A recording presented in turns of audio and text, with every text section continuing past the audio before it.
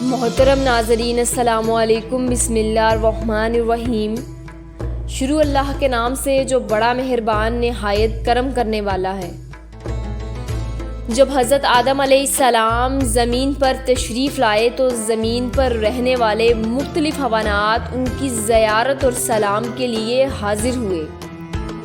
آپ علیہ السلام نے آنے والوں جانوروں کو ان کی حیثیت اور منزلت کے مطابق دعا فرمائی۔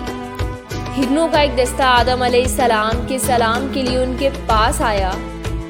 حضرت آدم علیہ السلام نے ان کی پشت پر شفقت سے ہاتھ پھیرا اور ان کے حق میں دعا فرمائی، جس کے نتیجے میں حق بالا نے انہیں نافع مشک عطا فرمایا۔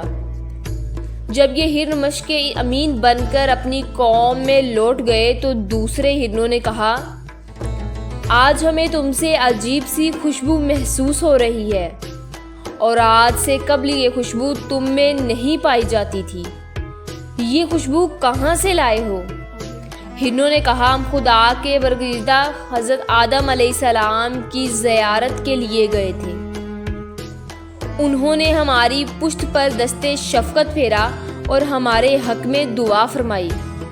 اللہ تعالیٰ نے ہمیں نافع مشک کا حامل بنا دیا۔ جب دوسرے ہرنوں نے یہ سنا تو انہوں نے کہا، ہم بھی آدم علیہ السلام کے پاس نفع مشک حاصل کرنے کو جاتے ہیں۔ یہ کہہ کر وہ حضرت آدم علیہ السلام کے پاس آئے اور ان کو سلام کیا۔ حضرت آدم علیہ السلام نے ان کی پشت پر شفقت کا ہاتھ پھیرا اور ان کے لیے دعا فرمائی، مگر ان میں وہ خوشبو پیدا نہ ہوئی۔ انہوں نے واپس آ کر ہرنوں کی پہلی ٹولی سے کہا، ہم بھی آدم علیہ السلام کی زیارت کی۔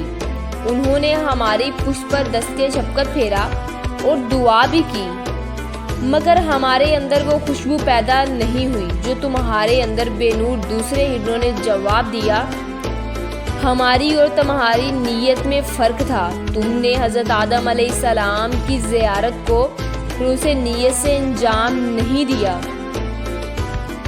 بلکہ تمہاری یہ نیت تھی کہ پروردگار تم کو بھی نفع مشک عطا کرے، اس لیے تم محروم رہے، اور ہماری نیت خالص تھی، لہٰذا حق تعالیٰ نے ہمیں اس خوشبو سے نوازا، اور یہ خوشبو قیامت تک ان کی نسلوں میں باقی اور قائم رہے گی۔ پس جو بھی اپنے عمل کو خلوص نیت سے اللہ تعالیٰ کے لیے انجام دے گا تو اس کے آثار اور برکات اس کے لیے اور اسی طرح اس کے لواحقینوں پست ماندگان کے لیے روزہ قیامت تک باقی و قائم رہے گی۔ امید کرتے ہیں آپ کو ہماری آج کی ویڈیو اچھی لگی ہوگی۔ ایسی مزید ویڈیوز دیکھنے کے لیے ہمارے چینل کو سبسکرائب کر لیں، لائک کریں اور کامنٹس کریں۔ ملتے ہیں نیکسٹ ویڈیو کے ساتھ۔ اللہ حافظ۔